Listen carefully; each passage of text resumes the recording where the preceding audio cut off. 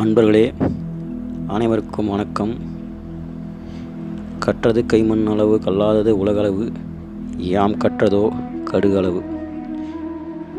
இப்பொழுது நம்ம பார்த்து கொண்டிருப்பது என்ன சிலை என்றால் தட்சிணாமூர்த்தி, குரு தட்சிணாமூர்த்தியுடைய உருவ சிலை.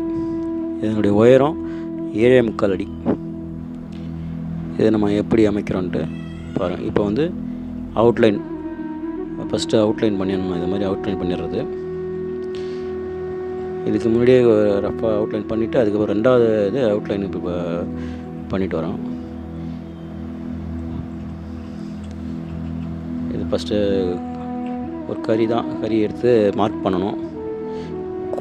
குறிமானம் என்று பேர். இதுக்கு குறி போடுறதுன்னு சொல்லுவாங்க.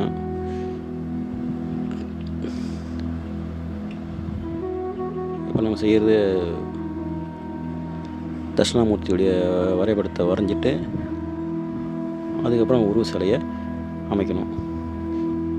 இப்போ இந்த டார்க் கலரில் இருக்கிறது காவியால் மார்க் பண்ணிடுறது. காவியால் மார்க் பண்ணிவிட்டு அதுக்கப்புறம் வேலை செய்யணும். இப்போ மிஷினால் அறுத்தாச்சு. அதுக்கப்புறம் உளியால் உடச்சி எல்லாத்தையும் இது பண்ணியாச்சு. அடுத்தது மூணாவது ஐட்டம் இப்போ குறிமானம். மூணு ஐட்டம் குறிமானம் போட்டு செய்யுது. செஞ்சு இப்போ ஓரளவு ரஃப்பாக அடித்து எல்லாம் கிளறிட்டு இப்போ கை காலை எல்லாம் பிரித்து உடல் வாகனம் பிரித்து வேலை செய்கிறோம். இந்த பங்குமான அளவெல்லாம் வச்சு வரைஞ்சி அது அளவுபடி செஞ்சால் தான் அது கரெக்டாக அமையும் வரும்.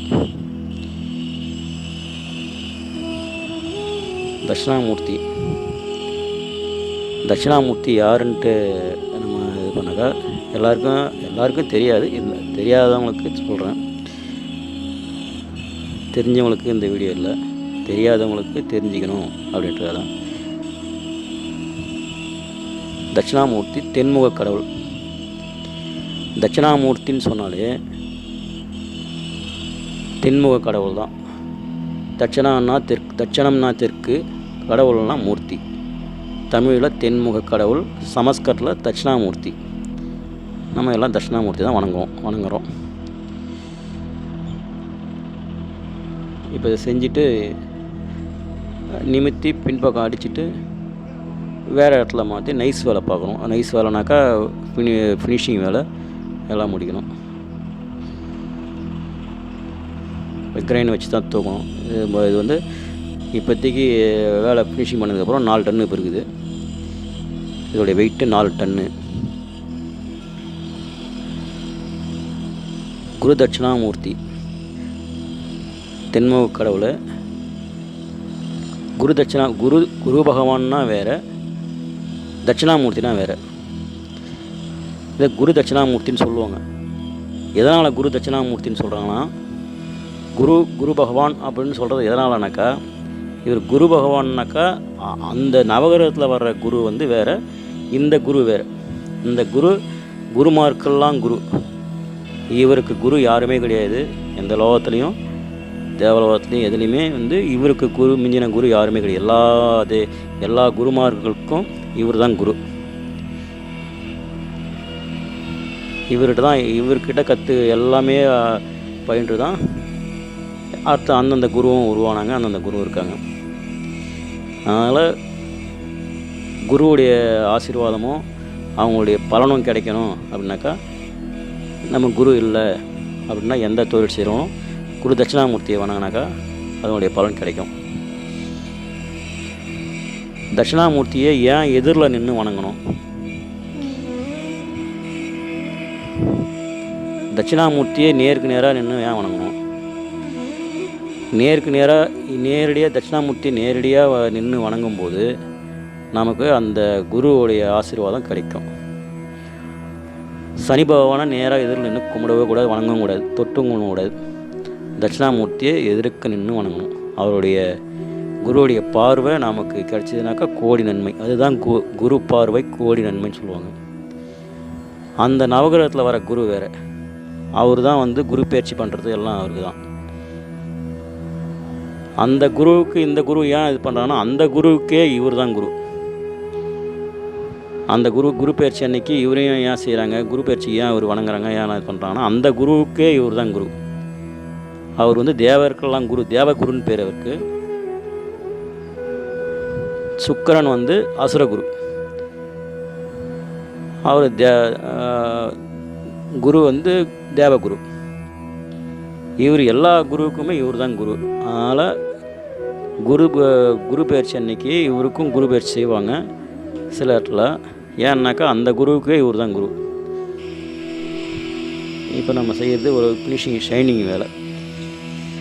மிஷினில் தேய்ச்சிட்டு அதுக்கப்புறம் கையாலலாம் தேய்க்கணும். கையால் தேய்க்கிறத காட்டல. இப்போ மிஷினில் வந்து கிரைண்டிங் வேலை எல்லாமே இதை மிஷின்லேயே செஞ்சிடலாம். அடுத்து உளியால் மிஷினால் இருக்கிறது, உளியால் உடைக்கிறது, இப்படி தான் செஞ்சுன்னு வரோம். உளியால் உடச்சிட்டு கிரைண்டிங் பண்ணுறது, அப்புறம் நகாசு வேலைலாம் பண்ணுறது உளியால் பண்ணிவிட்டு அதுக்கப்புறம் நைஸ் பண்ணுறது மட்டும் மிஷினால். இப்போ மிஷினும் உளியாலையும் கலந்து சுற்றி உளியாலையும் மிஷினாலையும் கலந்து தான் வேலை செஞ்சுட்டு வரோம்.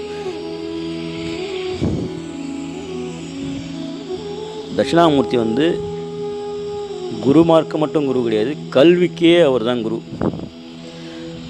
சரஸ்வதி எல்லாருக்குமே ஐக்கிரேவர், எல்லா தேவர்களுக்குமே இவர் தான் குரு. அதனால் இவரை மட்டும் வணங்கணும், சரஸ்வதி வணங்கக்கூடாதா, ஐக்கிரேவரை வணங்கக்கூடாதா, அவங்களாம் பவர் கிடையாதுன்னா அப்படிலாம் கிடையாது. அவங்களும் பவர் இருக்குது. இருந்தாலும் எல்லாருக்கும் இவர் குருன்றதை தெரிவிச்சுக்கிறாங்க.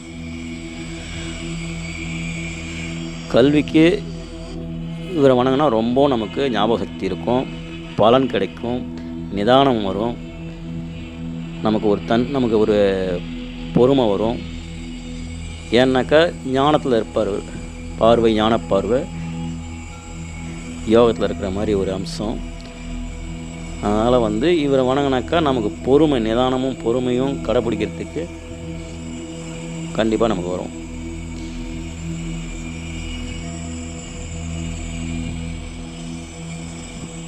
இப்போ வந்து ஃபினிஷிங் வேலை ஓரளவுக்கு இப்போ நடந்துருக்கு.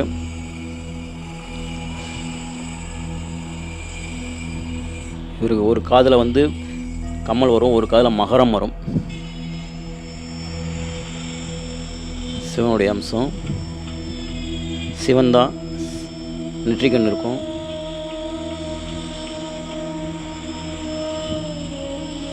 நடராஜருடைய அம்சமும் அவருக்கு உண்டு. நடராஜருடைய ஆயுதம், நடராஜருடைய ஜடாமுடி, நடராஜர் எப்படி இருப்பார், நடராஜரே தான் அது. இவரும் நடராஜனும் ஒன்று தான். அவர் சிவதாண்டம் ஆடுற மாதிரி இருந்ததுனாக்கா எந்தெந்த கையில் ஆயுதம் இருக்கும், ஜடாமுடியை வந்து அதை விரிச்சு விட்டுருப்பார்.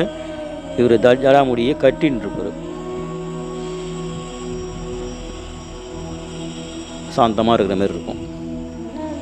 அவர் கையில் வந்து ஓலைச்சுவடி இருக்காது, இவர் கையில் ஓலைச்சுவடி இருக்கும். சின்முத்திரையோட தவக்கோலத்தில் இருப்பார் தட்சிணாமூர்த்தி.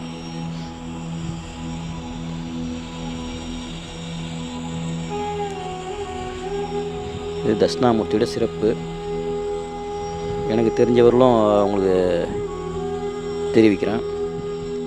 இதோடைய வரலாறுலாம் நிறையா இருக்குது. இருந்தாலும் ஓரளவுக்கு உங்களுக்கு எனக்கு தெரிஞ்சதை உங்களுக்கு சொல்லணும்னு ஒரு ஆசை, தெரியாதவங்களுக்கு தெரிஞ்சுக்கிட்டோம் அப்படின்ட்டு. இப்போ நம்ம தண்ணி ஊற்றுறோம், வேலை செஞ்சு எவ்வளோ நைஸ் பண்ணியாச்சு. இது வந்து மிஷின் பாலிஷ் பண்ணல, கை பாலிஷ் தான். மிஷின் பாலிஷ் போட்டாக்கா பல இருக்கும். அது மிஷின் பாலிஷ் போடும்போது அந்த கண் புருவம் அதெல்லாம் வந்து கொஞ்சம் தேயும், அந்த ஃபினிஷிங் ஓரளவுக்கு மாறும். அதே சமயம் எண்ணெய் அபிஷேகம் பண்ணும்போது எண்ணெய் ஊறாது, ரொம்ப ஷைனிங்காக இருந்தாக்கா வெளியே தள்ளிடும். இதில் எண்ணெய் அப்ளை பண்ணும்போது அது உள்ளர இழுக்கும்.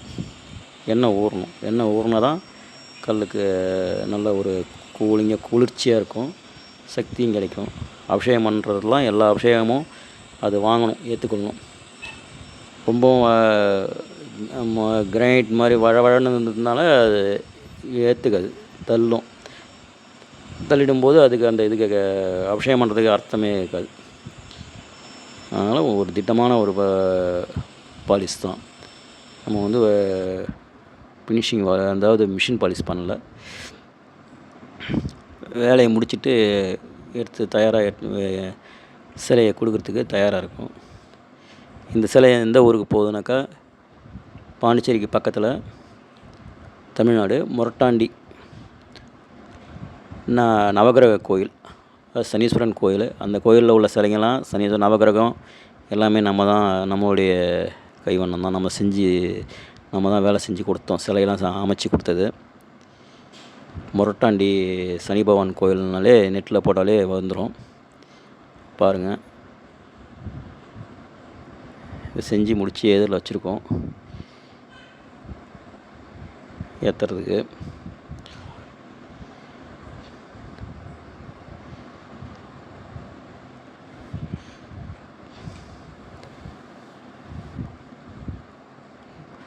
குருவே சரணம் குருவே சரணம்னா இவர் தான் ஞான குருவுக்கு மேலே இவர் குரு.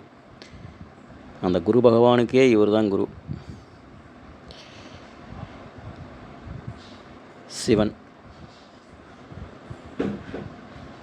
சிவனுடைய அம்சம். சிவனுக்கு எப்படி இருக்குமோ அது எல்லா அம்சமும் இருக்கு உண்டு.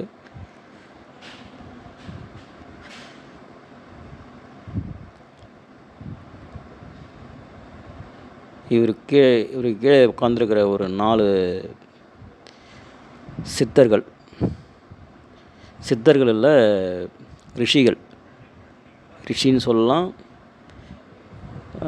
முனிவர் சொல்லலாம். சித்தர்னா வேறு, ரிஷிகளுக்கு அப்புறம் தான் சித்தர்கள்லாம் சித்தம் கொண்டவர், சித்து விளையாட்டு செய்கிறவங்க, சித்தம் கொண்டவங்க சித்தர்கள். இவங்களுக்கெல்லாம் ரிஷிகள். இவங்களாம் சாமியோட சிவனோடையே இருந்து பார்த்தவங்க. அவர் ஒரு ரிஷியோடைய பேர். இவங்க 4 ரிஷியோடைய பேர் என்னன்னாக்கா, சனகாதி முனிவர்கள் 4 ரிஷியும். ஒன்று சனந்தனர், ஒருத்தர் பேர் சதானனர்,